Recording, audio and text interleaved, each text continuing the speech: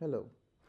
So I showed you how we can create a membership or an organization, and then how we can set up an event, and then we registered a delegate for the event, which was a member of that organization. Now we have some more flows to discuss, which is for default. Now I have jumped here to registration, and then I click on setup, and this lands me on host organization. Then I click on attendees, and it lands me here. So why am I here? There's a reason for this.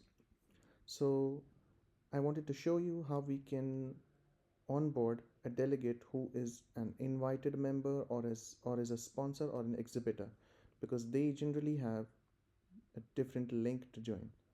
So I have set up the prices, I have modified some of the details for the event, and now what I'm going to do is either show them this QR code or send them this QR code, or I'm going to send this link to them so that they can start registering. And now let's do that. Let's open up this link once and start registering as a sponsor. So I'll open up this link. So let's open up this link in an incognito tab. I'm clicking on this link and opening it up in an incognito window. It lands me here where I put in my email address and the password. And if I'm not a user of Currinda, I can click on sign up. And now I'll type in my email. Let's say I am Currinda user at gmail.com.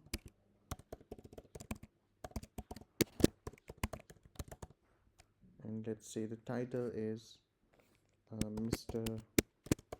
Currinda user. Behind the scenes, what I did is I changed some of the details about this event. And if you can see, I made some new fields which are mandatory, which are title, gender, and organization. So whenever you click from an event and then you land on sign up, it will land you with the important uh, mandatory fields, not all of the fields. Let's say my organization is Nickel Fox, and I agree to the privacy policy. Clicking on sign up would lead me to the panel, and which leads me here. And now what I'll do is I'll click on register now, and it directly leads me to the sponsor because I have filled in my profile. And since membership is irrelevant for me because I have a membership link, so that leads me here. Now it's giving me a sponsor price. So let's say it's sponsor, exhibitor, it's a full registration and early bird. I have disabled the day registrations or anything else. So let's click on this, and now it's asking me a question: would you be willing to sell your registration to someone else in case you don't want to register? Which is a question I set up out inside of the registration. I'll show you. Would you be willing to sell your registration to someone else in case you don't want to register? And I assigned it to the linked registration type of full registration. I could have linked it to the sponsor only. I could have linked it to the organizations as well, but I wanted to link it to a full registration. Anybody taking a full registration will be asked this question. So I said yes, or let's say no, and I agree to the terms and conditions. Now this question may not be right, it's a sample question, so this is just for representational purposes. And let's go forward. The rest of the stuff will be similar that we already assumed. Let's say Mr. Currinda user, let's change its name to Mr. Currinda. Yeah, now you can see it's reflecting Mr. Currinda and this QR code and its address and organization, everything. Let's click on next. We have the extra information here. Would you be willing to volunteer in future events? The pre-selected option is maybe. I have made it a drop down, and I should not have made it a drop down with a multiple select box. So that can be changed. And would you be willing to volunteer in future events? Now multiple choice has to be replaced by drop down. The options will remain the same, and I click on save, and I go back to the delegate, reload, And now you can see I have three options. Let's say yes, and I have standard and build questions. If I want to have my details published, yes. Dietary requirements, I have peanut allergy.